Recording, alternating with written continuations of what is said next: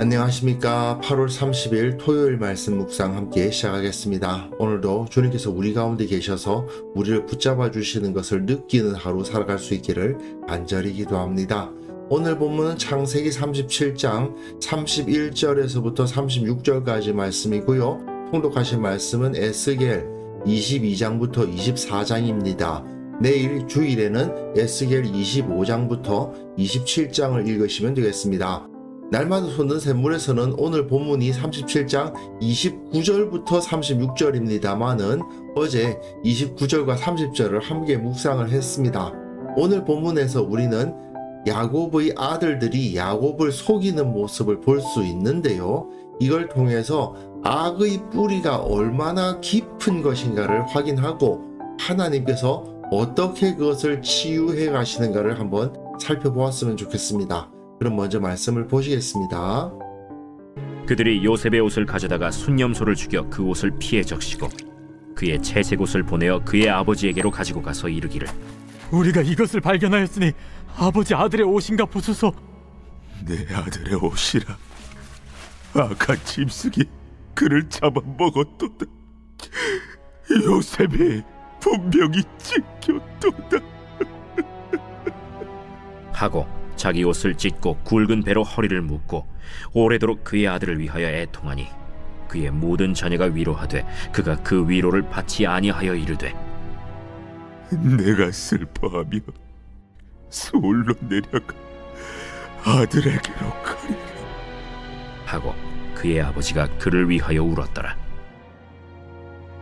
그 미디안 사람들은 그를 애굽에서 바로의 신하 친위대장 보디발에게 팔았더라. 자, 어제 본문에서 요셉의 형들이 요셉에게 정말 인간으로서 할 수 없는 악한 행위를 하는 것을 보았습니다. 근데 모세는 이 사실을 기록하면서요, 그 모든 죄악의 근원이 어디에 있는가, 이걸 드러내려고 하고 있어요. 이렇게 아들들이 서로 반목하고 동생을 노예로 파는 이런 짓까지 저지르는 데에는 그 아버지 야곱의 편애라는 심각한 문제가 도사리고 있었죠. 그런데 야곱이 그 아들들을 편애한 이유가 뭡니까? 그 외삼촌이자 장인인 라반 때문이죠. 라반이 야곱을 속여서 레아를 그 아내로 줬기 때문 아닙니까? 근데 조금 더 들어가 보면요. 그러면 야곱이 왜 그렇게 라반이라는 사람을 직접 만나서 그렇게 속게 되었는가? 야곱이 아버지를 속이고 그 집으로 도망갔기 때문이에요. 만약 야곱이 아버지를 속이지 않았다면 마치 아브라함이 이삭의 아내를 구하듯이 이삭이 종을 보내서 야곱의 아내를 구해줄 수도 있었던 거 아닙니까? 그러면 그런 일이 없었겠죠. 근데요, 또 야곱이 그 아버지를 속인 데에는 그 아버지인 이삭이 에서와 야곱을 갈라가지고 에서를 더 좋아하는 편애를 했기 때문 아니에요. 그러니까 그 죄악을 계속 따라 들어가다 보면 너무 죄의 뿌리가 깊은 겁니다. 그 근원이 너무 깊은 곳에 있어요. 이렇게 깊이 박힌 죄의 뿌리를 제거할 수 있는 방법이 무엇인가 하는 것이 이 요셉의 삶을 통해서 나타날 건데, 일단 오늘 본문에서는 그 죄의 깊이를 나타내주고 있는 거죠. 그들이 요셉의 옷을 가져다가 수렴소를 죽여 그 옷을 피해 적시고 그의 채색 옷을 보내어 그의 아버지에게로 가지고 가서 이르기를 우리가 이것을 발견하였으니 아버지의 아들의 옷인가 보소서 하매. 자, 여기서 수렴소를 죽여서 그 옷을 피해 적시고 있습니다. 야곱이 자기 아버지를 속일 때 사용한 동물이 무엇입니까? 염소입니다. 27장에 염소 새끼 2마리를 어머니 리브가에게 가져가서 아버지를 위해서 별미를 만들어 먹게 하고 염소 새끼의 가죽을 붙여가지고 자기 형 에서인 것으로 착각하게 만들었습니다. 여기서도 염소죠. 이건 명백히 야곱이 과거 아버지 이삭을 속일 때 염소를 사용했다는 것을 떠올리게 하는 장치입니다. 그리고 이 요셉의 형들이 하는 말을 보십시오. 아버지 아들의 옷인가 보소서. 마치 자기들은 그것이 요셉의 옷인지 아닌지 잘 모르겠다는 식으로 말하고 있는데, 여기서 요셉을 동생으로 여기고 있지 않을 뿐 아니라 아버지 아들의 옷이냐 요셉의 옷이냐가 아니죠. 이미 야곱의 편에는 이 가정 안에서는 기정사실이고 굳이 서로 숨기려고 하지도 않는 거죠. 아버지가 우리 별로 안 좋아한다는 걸 아들들이 다 알고 있고, 아버지는 요셉과 베냐민만 좋아한다는 것은 기정사실인 거죠. 그러다 보니까 이거 아버지 아들이 옷입니까? 이렇게 물어보고 있는 거예요. 두 가지 죄악의 뿌리가 그대로 드러나지 않습니까? 야곱이 과거에 이삭을 속였던 죄악도 드러나고, 이 가정 가운데 있는 편애의 문제도 그대로 드러나고 있죠. 아버지가 그것을 알아보고 이르되 내 아들의 옷이라. 악한 짐승이 그를 잡아먹었도다. 요셉이 분명히 찢겼도다 하고 자기 옷을 찢고 굵은 배로 허리를 묶고 오래도록 그의 아들을 위하여 애통하니. 여기서 내 아들의 옷이라는 말을 하고 있고, 모든 자녀가 위로하되 그가 그 위로를 받지 아니하여 이르되 내가 슬퍼하며 스올로 내려가 아들에게로 가리라. 다른 모든 자녀가 위로를 함에도 불구하고 그것을 받지 않고 내가 스올에게로 내려가서 아들에게로 가겠다라고 하는 것, 결국은 요셉이 나에게 있어서는 가장 중요한 아들이었다라는 것을 밝혀주고 있는 거죠. 라헬이 낳았던 첫 아들이었기 때문에 야곱에게는 요셉이 그 누구보다 소중한 아들이었던 것이죠. 근데 이 모든 것을 통해서 하나님의 섭리를 찾아볼 수 있게 됩니다.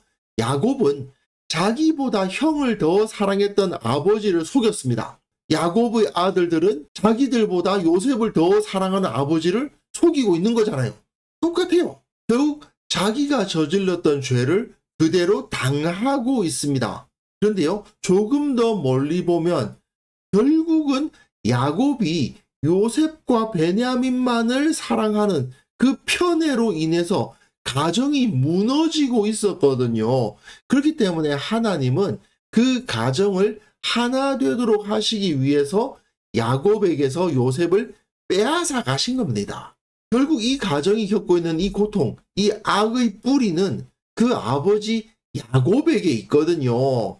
물론 야곱도 외삼촌이자 장인인 라반 때문에 이런 행동을 하고 있다고 말할 수 있지만, 어쨌든 그 죄악의 뿌리가 뽑혀나가고 있지 않기 때문에 야곱이 자기 아들들을 용납하고 있지 않았기 때문에 하나님께서는 결국 이 가정을 치유하시기 위한 대수술을 시작하신 거죠. 그러니까 이런 고통을 당하게 하시는 겁니다. 수술이 이루어지다 보니까 그 누구의 위로도 소용없는 고통 가운데 야곱이 들어가게 되는 것입니다.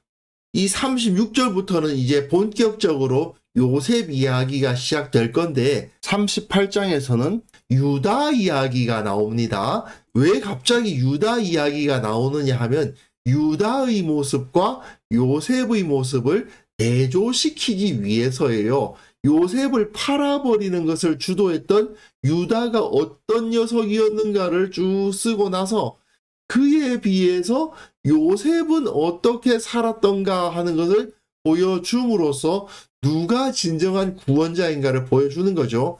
그 미디안 사람들은 그를 애굽에서 바로의 신하 친위대장 보디발에게 팔았더라 되어 있습니다. 이 보디발, 포티파르라는 이름을 가지고 있는 사람에게 팔린 건데요. 이 이름이 나중에 요셉의 장인이 된 보디베라라는 이름과 같은 뜻의 이름입니다. 이게 태양신 라가 주신 자, 뭐 이런 이름이에요. 그러니까 아들을 낳았는데 태양신 라가 우리에게 이 아들을 주셨다, 뭐 이런 의미로 포티페라, 포티파르 이런 식으로 이름을 지었던 것이죠. 이런 이름이 애굽에서는 상당히 흔한 이름이었던 것 같습니다. 이 한 절에서 우리가 발견할 수 있는 것은요, 요셉이 그래도 노예로 팔렸지만 꽤 상품성이 높았던 모양입니다. 그래서 상당히 높은 사람의 집에 팔렸어요. 친위 대장이면 굉장히 높은 사람이잖아요. 왕을 지키는 친위대의 대장입니다. 노예가 되어도 가난한 집 노예가 되면 굉장히 고생하지만 지위가 높은 집의 노예로 팔리면 좀 나아지지 않겠습니까?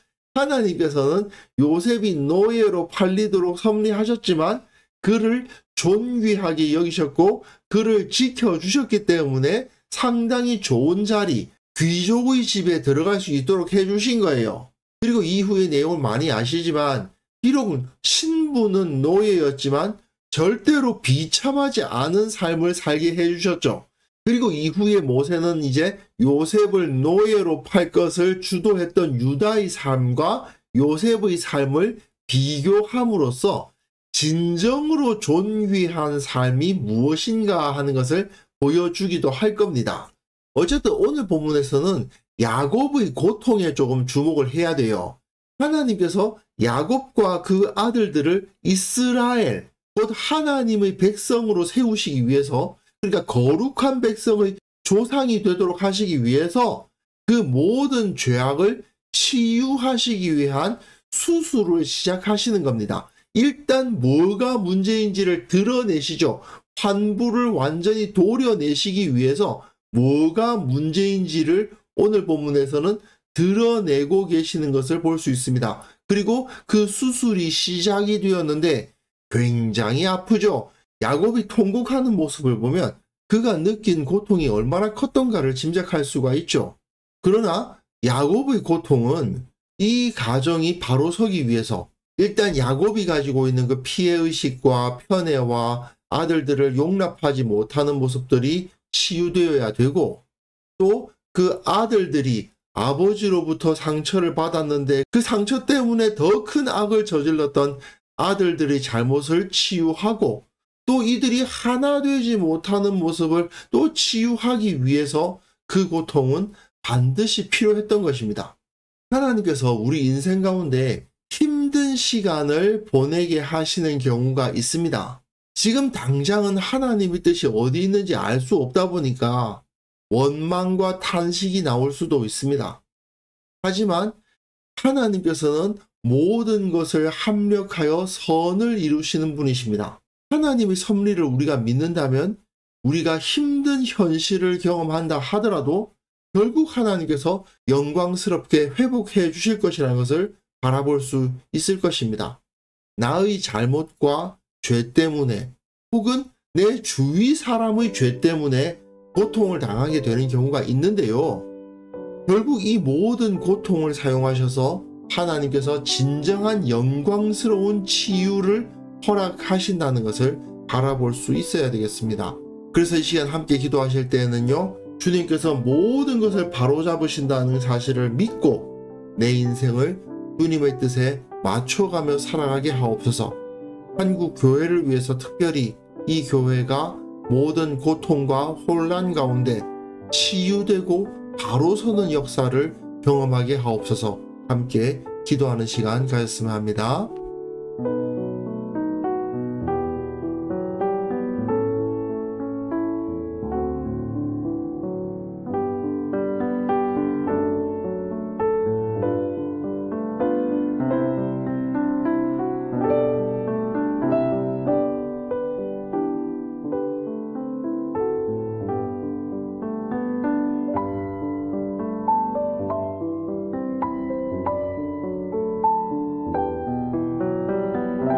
하나님 아버지, 결국 모든 것을 바로잡으시는 주님의 섭리를 바라보게 하옵소서.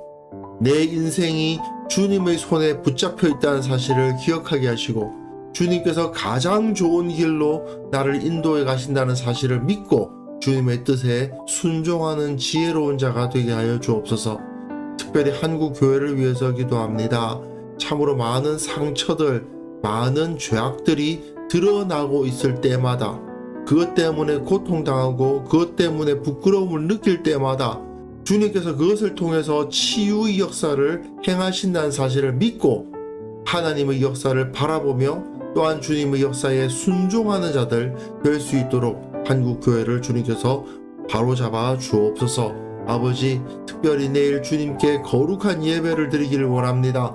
그 예배 가운데 임재하여 주옵소서. 주님의 뜻이 나타나는 시간, 주님의 치유의 손길이 경험되는 시간이 될 수 있도록 주께서 은혜를 베풀어 주시고, 말씀이 선포될 때에, 기도가 올려질 때에, 함께 성찬을 나누며 주님을 찬양할 때에 주님께서 은혜 위에 은혜를 허락하여 주옵소서.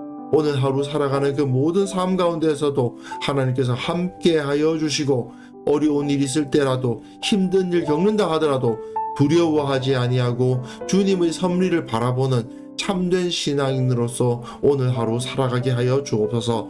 감사드렸고 예수님의 이름으로 기도합니다. 아멘.